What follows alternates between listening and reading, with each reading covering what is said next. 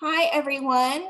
Welcome to our Meet the Expert event. I'm Corey Kitchen with the Buena Vista Museum, and tonight we're going to hear about Dr. Mayfield. She's going to be introducing us to CO2 removal and carbon management and provide some context for California's role and opportunities amidst national commitments. Dr. Kim Mayfield is a member of the Lawrence Livermore's National Laboratory Energy Group and is the principal investigator for energy flowcharts. Her primary role is with their carbon initiative, which aims to understand, develop, and implement technologies for the removal of carbon dioxide from the atmosphere. Her research is focused at the nexus of carbon dioxide removal and environmental justice analysis. Her research background is in the environmental chemistry with an emphasis on non-traditional stable isotope geochemistry in hydrologic systems. Prior to joining LLNL, Kim worked in the algal biofuels industry, innovating safe and economically viable ways to extract valuable products from microalgae. Now, before we get started, I'd like to let you know that if you like today's event and you would like to see more content like this from Buena Vista Museum, I would invite you to please make a donation. You can make a donation to the museum anytime online at buenavistamuseum.org/donate. These donations allow the museum to continue to operate and offer great programs like this to the community. Also, if you would be so kind, please make sure you keep your devices muted. And if you have any questions during the presentation, please type them into the chat window. There will be a chat button on your screen. So just click that and we will get to those questions at the end of the presentation. So without further ado, I'd like to go ahead and welcome Dr. Mayfield. Thanks so much. All right, I'll go ahead and start sharing my screen here.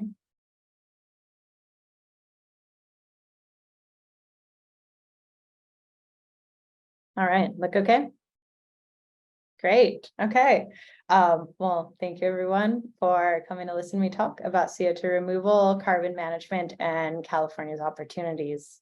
As was mentioned earlier, I'm a research scientist at Lawrence Livermore National Lab and at LLNL. My work is really focused on the research space in the carbon initiative, focused on carbon dioxide removal and different analyses relevant to that. So I thought that it would make sense for us to start with a little bit of context. So in terms of the argument for CO2 removal and why we need it. This is Dr. Mayfield, I'm sorry, can I interrupt you for just a second? One of our participants is letting us know that they see the presentation mode. Is there any way that we can use the slideshow display? Yeah, let's do that. Sorry about that.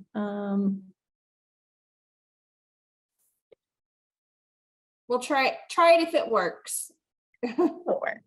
I believe in it. Here, I just unplug this other one.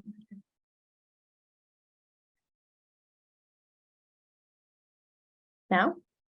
Yes. Better? Yes. Okay, great.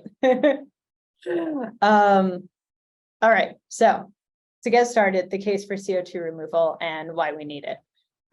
Here is a figure from the Jerome Hilaire Mercator Institute, where you see years on the x-axis going up to 2100. And on the y-axis, you see greenhouse gas emissions. The yellow and the red line represent different climate scenarios. So we have the business as usual scenario in the yellow, and then we have the scenario that we need in order to be able to keep warming below 2 degrees Celsius. And this is to stave off some of the worst impacts of climate change. Now, first and foremost, emissions reductions. This is absolutely necessary in order to meet climate goals. And you can see here in the below 2 degrees C scenario that we still do have some CO2 and other greenhouse gas emissions, and it's just going to take some time to abate those, but eventually they will be decarbonized as well. We need, however, to not only just be decarbonizing, but we actually need to be removing CO2 from air. And this is what is going to be necessary in order to actually reach net zero greenhouse gas emissions, because these hard to abate sectors are going to be, as they say, hard to abate. We need to actually be removing CO2 from air. And then also part of it is to essentially clean up the mess that we've made. And we're looking to need about 10 to 20 billion tons of CO2 to be removed every single year until 2100. So this is a massive lift. But this is the research focus of the Carbon Initiative at LLNL, to really focus on how do we remove that CO2 and how do we meet these standards. But as I promised in the title, this is a talk that is going to be focused quite a bit on the state of California, and as such, I'm going to narrow it down a little bit from the global needs to the California needs. So here you see 2019 California emissions of greenhouse gases. The overwhelming majority is CO2 at 83%.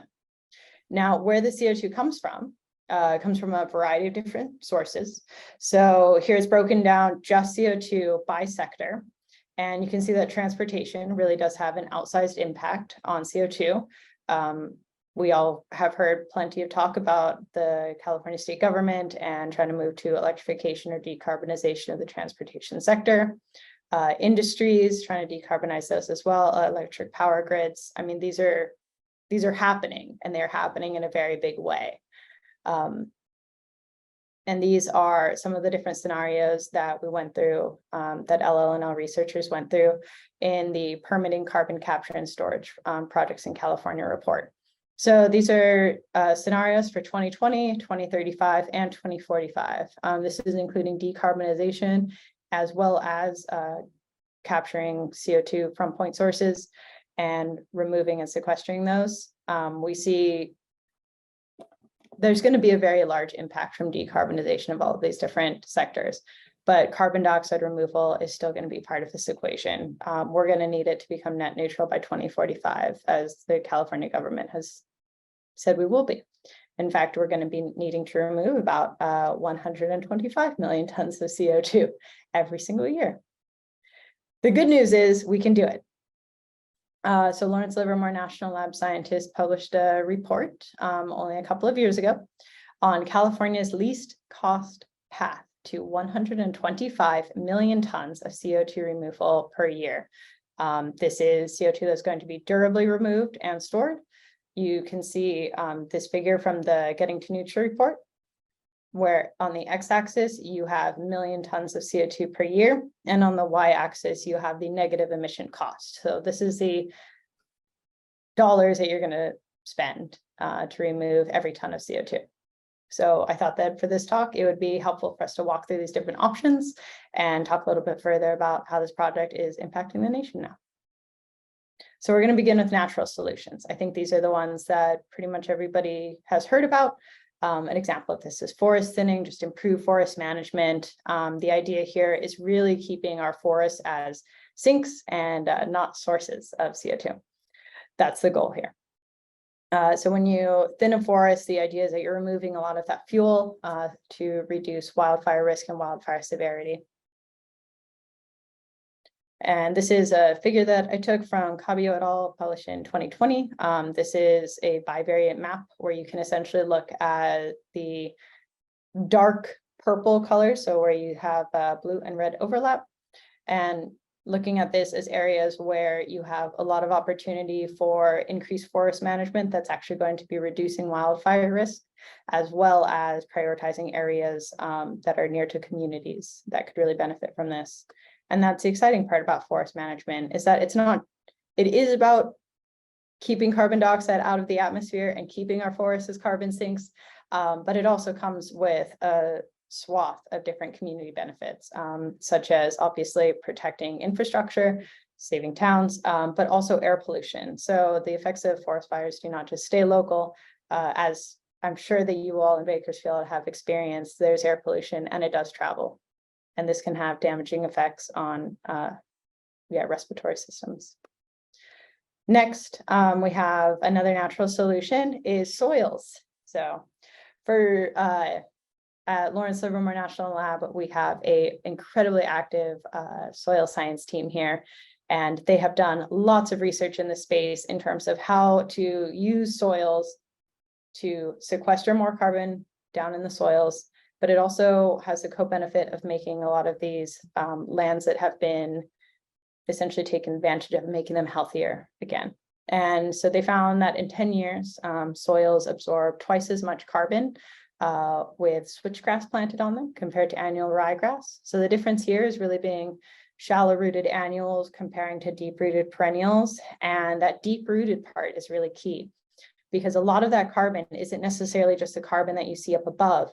It's a very, very deep roots and the different root systems that come off of it and how that stores carbon down in the soil. Next, we see that the next category is one that we call bikers. So that's how we pronounce this acronym. And essentially stands for biomass for the purposes of carbon removal and storage. And this is where you take biomass feedstocks of a variety of different sorts. This can be waste that would otherwise be going to the landfill. This can be agricultural residues. In fact, even that forest thinning that we talked about earlier, those forest residues are perfect for this.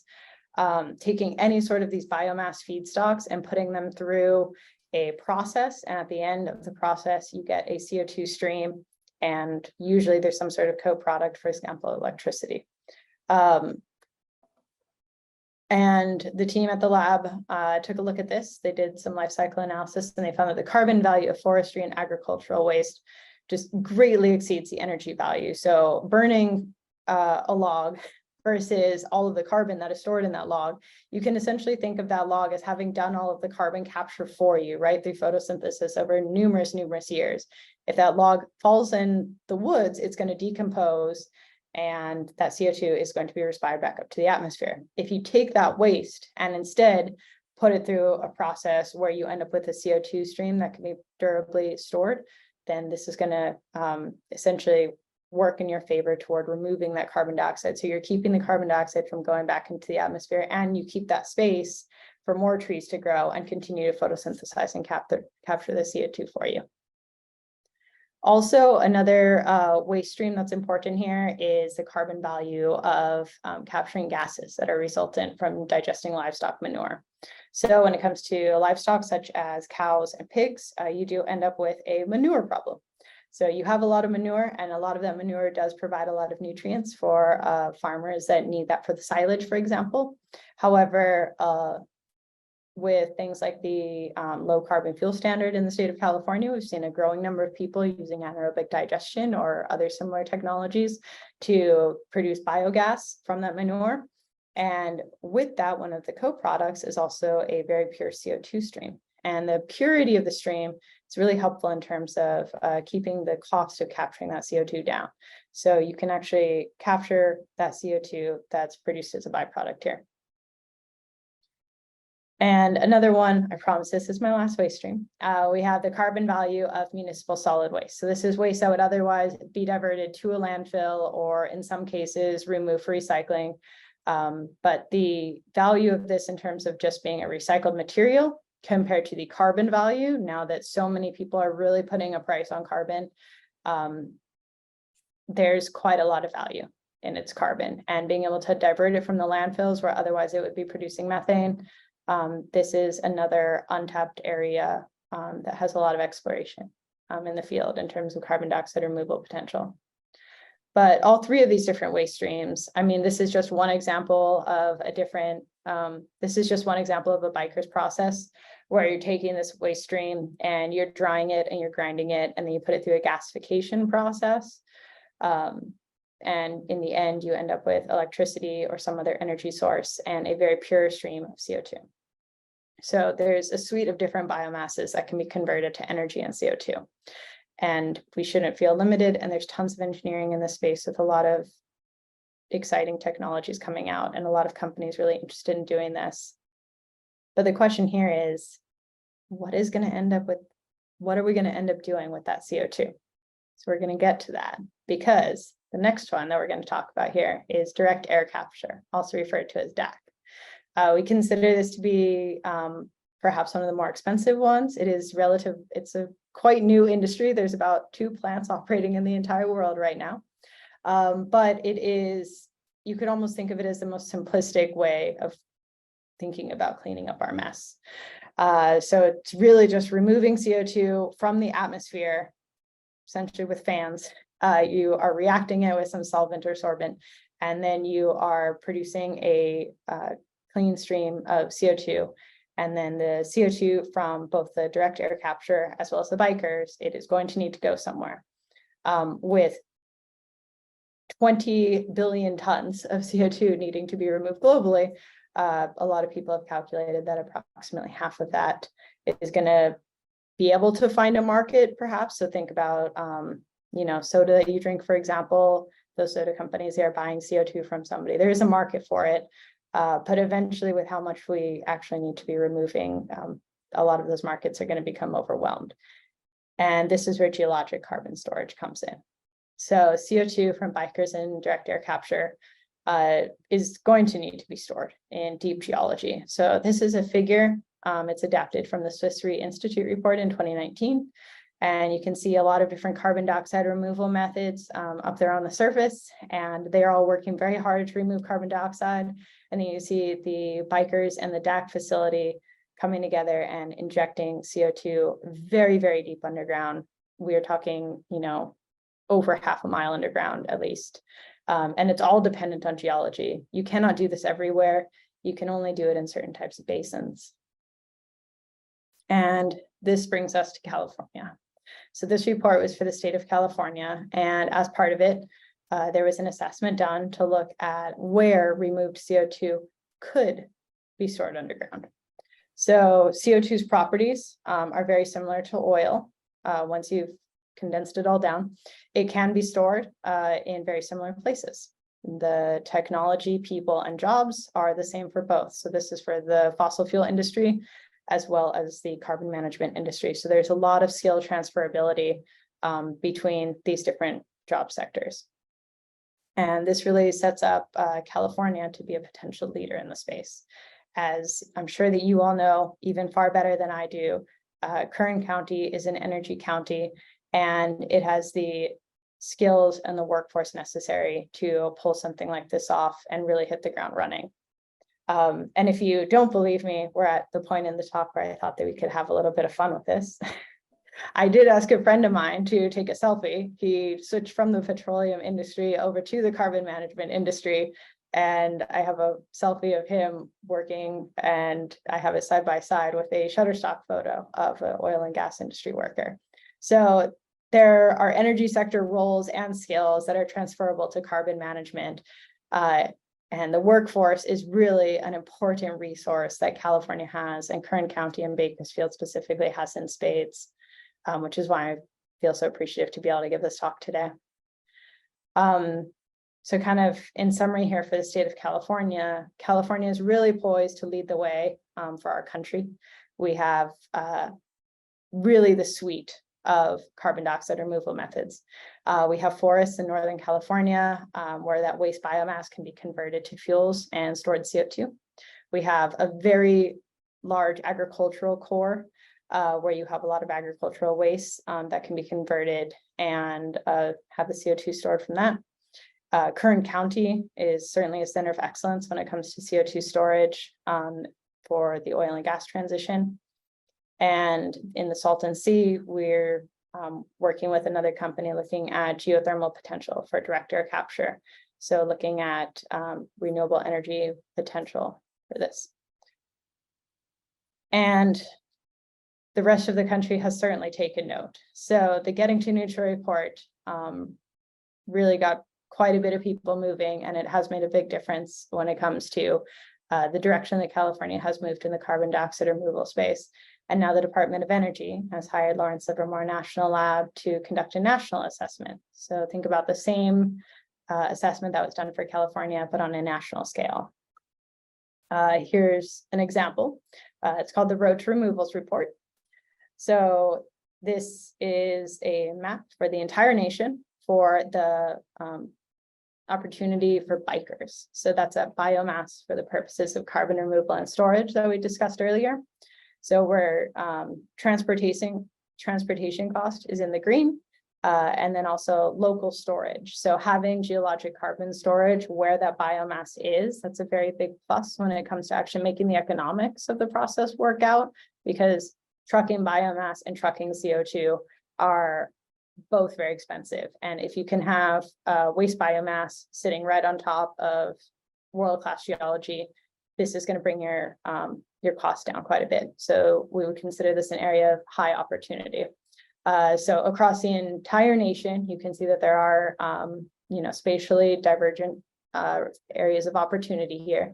But California, and specifically the Central Valley, is particularly well poised in this space. And it's a happy spoiler alert. The US really can meet its goals. I mean, the report isn't out, but the US can absolutely meet its net zero by 2050 goals. This is certainly possible and we can do it. But the trick is that it's really only going to be through collaborative efforts where communities take ownership of these reports and take ownership of this data and all of the opportunities and design the carbon dioxide removal strategy that works best for them. And I think that that's part of why I'm just really happy to be here today. So thank you all so much for participating. And I thought that now we could just really open up a discussion. So questions?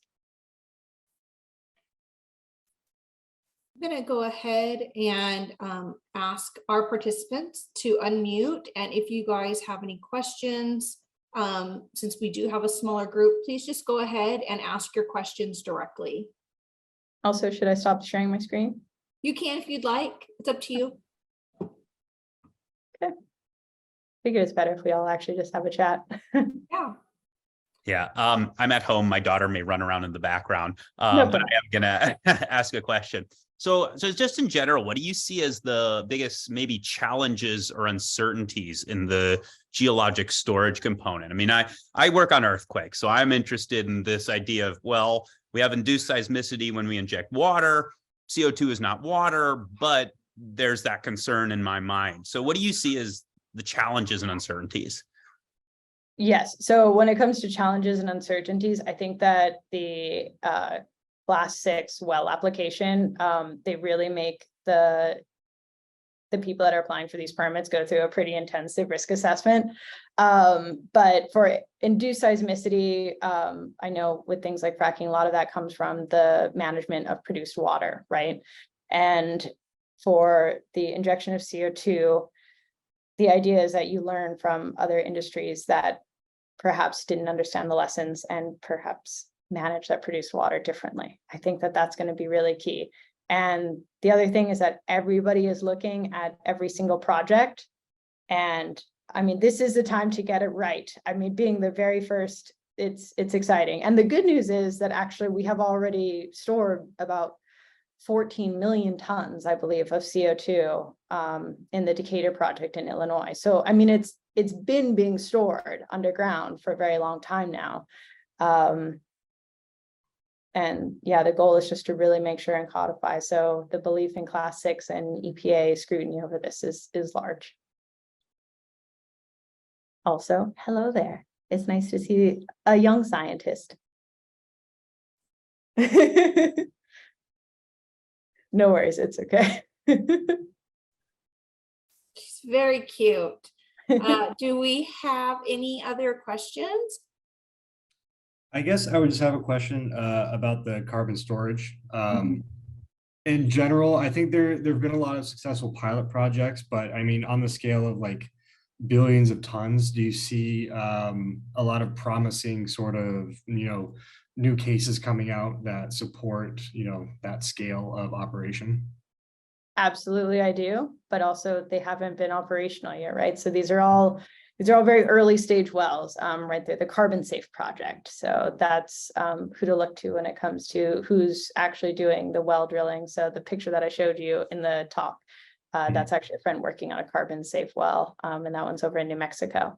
But there's also another one in Wyoming. I personally have gone to see the wellhead. Wasn't terribly exciting from the surface, but they are excited because in their case, they're an energy community and coal is one of their main energy exports, and that industry has been hit really hard.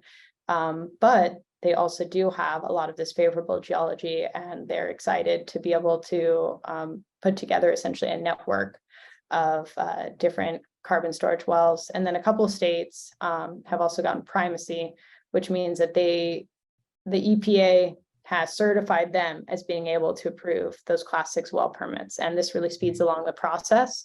So this includes North Dakota and Wyoming. And this has been kind of a point of pride for these communities when it comes to being able to move fastest in the arena toward geologic carbon storage. Cool, thank you. Yeah. We have another chat question. Is there any difficulty with scaling up the process, like a limit to how much or how fast we can put the CO2 in the ground? Yes, so injectivity is certainly a limiting factor. And injectivity is going to come down to the porosity of the sedimentary basin that you have deep down under, and also the permeability. So you're looking at how porous that sandstone is. It's usually sandstone that you're going to be injecting into, and how the fluid mechanics work to actually how quickly can you safely inject CO2 into that layer. And in order to characterize these different basins, you actually do a practice well. Sorry, my office thought that I wasn't moving enough. Hold on. So first, you go and take a core in one of these initial wells, and then you're going to be characterizing it and doing a lot of fluid mechanics studies to ensure that you are operating at safe injectivity rates. Yeah, no problem. I have a question as well. You know, Kern County, in addition to having a lot of oil and energy production, both renewable and the traditional oil-based energy, has a very large agricultural community.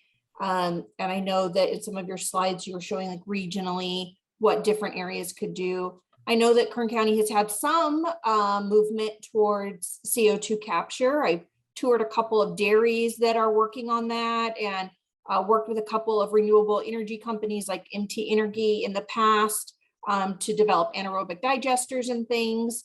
Do you know, and this was over a decade ago, do you know about any of the progress for that for our region in Kern County as far as the agricultural community is heading towards that CO2 capture?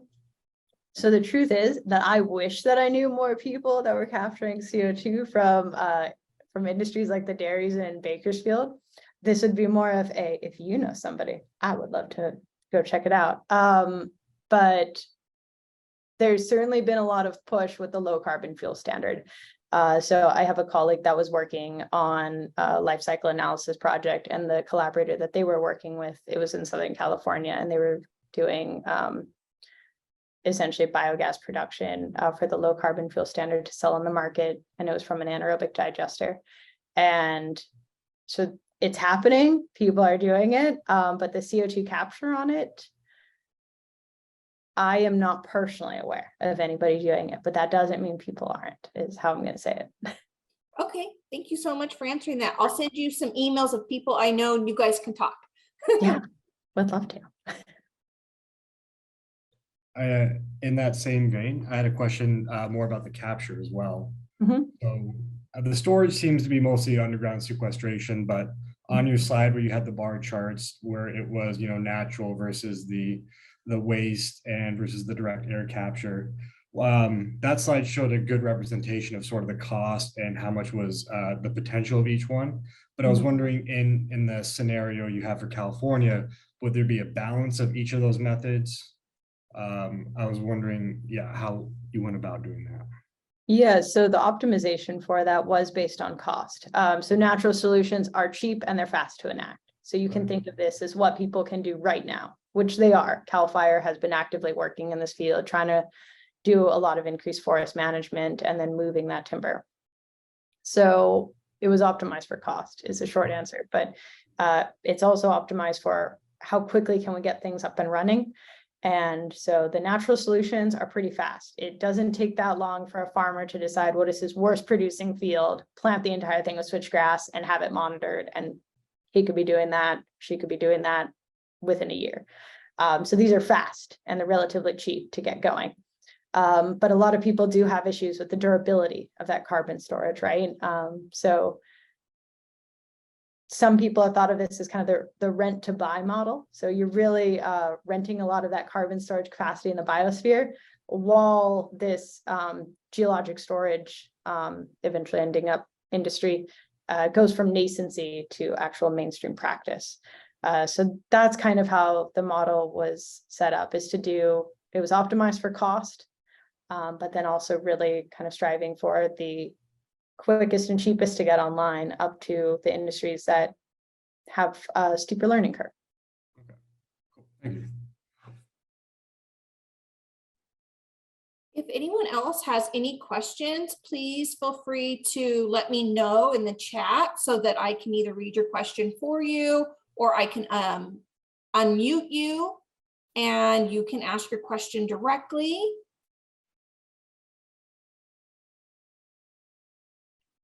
I guess I could ask another question. It might be more tangential, but in terms of sort of the geological time space, or coming out of sort of an ice age and battling with, sort of natural forces of global warming, do you think that there is a certain amount of global warming that you think is, or feel is natural, or that is simply unavoidable?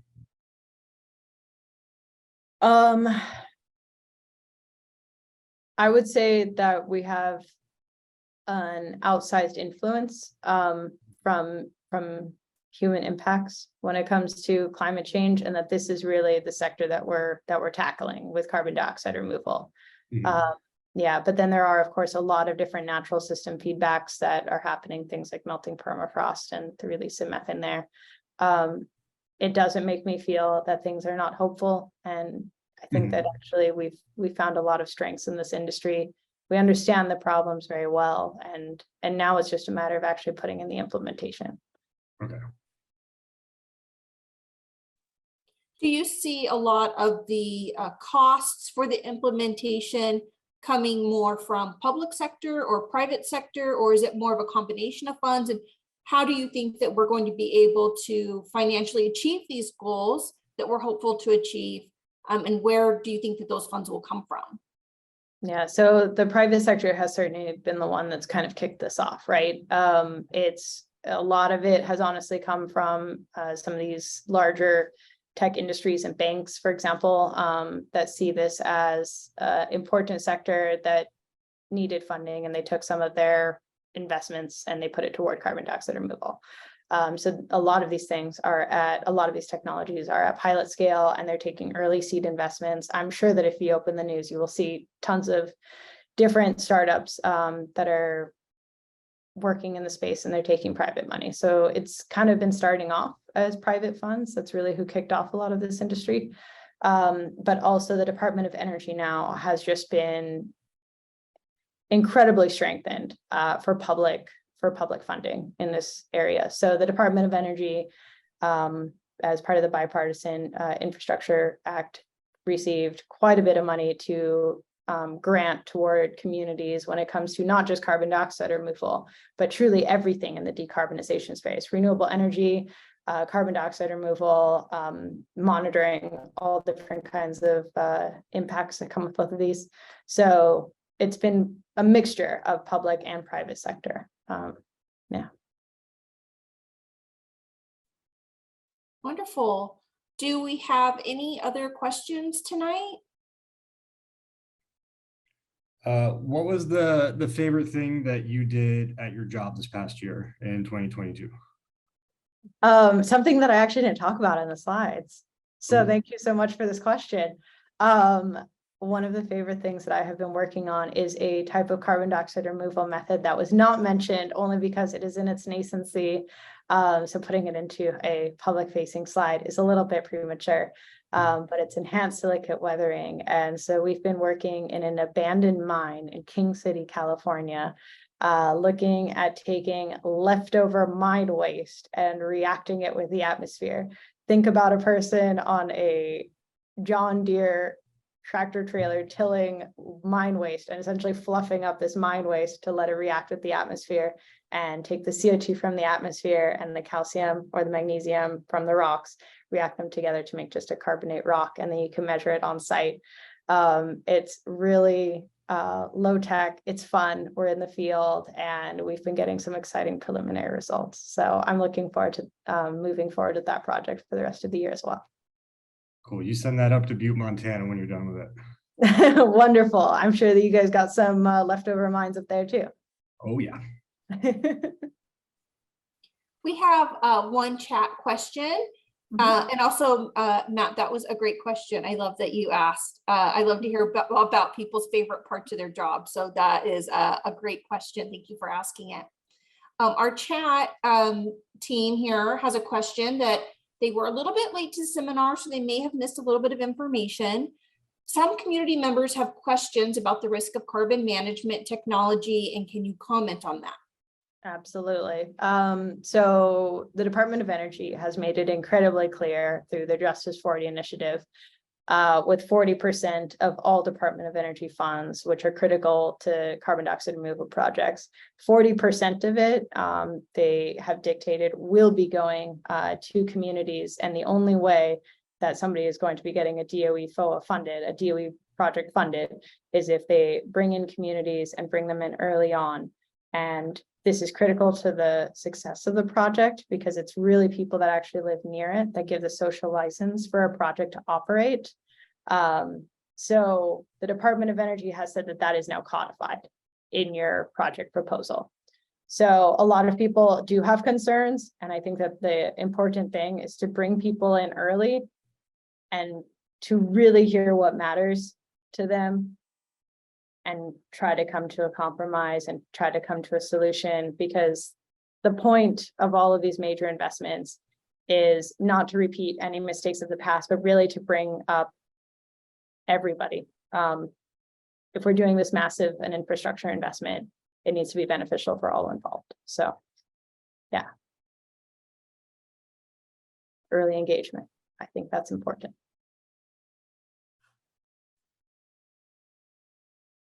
Wonderful. She says, great, thank you. Okay, one last call for questions. All right. Well, in that Well, I'd like to thank you very much, Dr. Mayfield, and I'll turn it over to you now. well, thank you all so much for being here.